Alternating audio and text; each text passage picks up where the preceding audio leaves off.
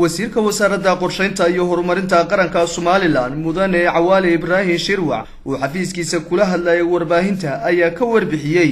xiriirka ay xukuumaddu la leedahay hay'adaha caalamiga ee ka howlgala gudaha dalka Soomaaliland isagoo wasiirku cadeeyay inaanay waxba iska bedelin xiriirkii ay hore u wada lahaayeen hay'adaha caalamiga iyo dawladda Soomaaliland waxaana hadaladiisi kamid ahaa Soomaaliland toddobaadka sano u dambeysay toddobaadka sano ugu dambeysay waxa ay la shaqeynaysay ama ka shaqeynayay wadanka hay'ado tiro badan hay'adahaas oo iskugu jiray UN-ta iyo hay'adaha kale caalamiga ah waxa kale oo ay xiriir la lahayd Soomaaliland ama xiriir la leedahay wadamada oo ay kala xiriir ay aan wada leenahay bilateral treaties oo afka qalaad lagu yiraahdo marka waxa weeyaan su'aalaha bariyahan dambe soo baxaya xiriirkii Soomaaliland iyo hay'adahaasi inay wax iska bedelanayeen sidoodii yahay oo maalmahan ugu dambeeyay la weydiinayay waxa weeyaan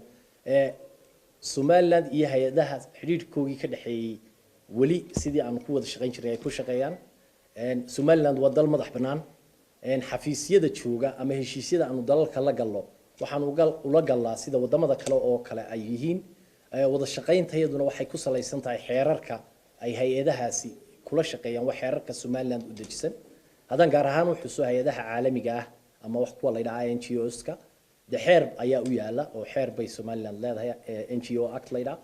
hay'adahaas xeerkaas ay nagu la shaqeeyaan UN sidoo kale waxa weeyaan convention baa jira Geneva Convention oo wadan kasta ay kula shaqeeyaan kaas ayaa halkan aan kaga nagu la shaqeeyaan sidoo kale marka waxa weeyaan su'aalaha ah wada shaqeyntii hay'adahaasi waxa weeyaan sidoodii weeyaan wixii inta ka gadisan ee ah su'aalaha imanaya ee ah hay'ad wadan kale xafiiskeedu yahay in xafiiska Soomaaliland ay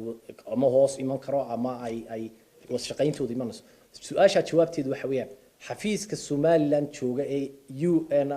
ama INGO ama hay'adeed waa xafiis sida dawladaha kaleba ah xafiis u madax banaan oo dalka shaqeynaya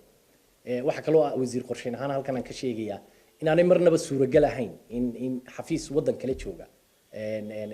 oo inaanu xafiiska Soomaaliland jooga aanu de hoos imanayn ama aanay noqonayn in wadan kale xafiis ku yaala oo ay hay'adaasi leedahay aan laga maamuli karin laakiin wada shaqeynteedii ay tahay xafiis dal madax banaan jooga oo heshiis u dhex yaalo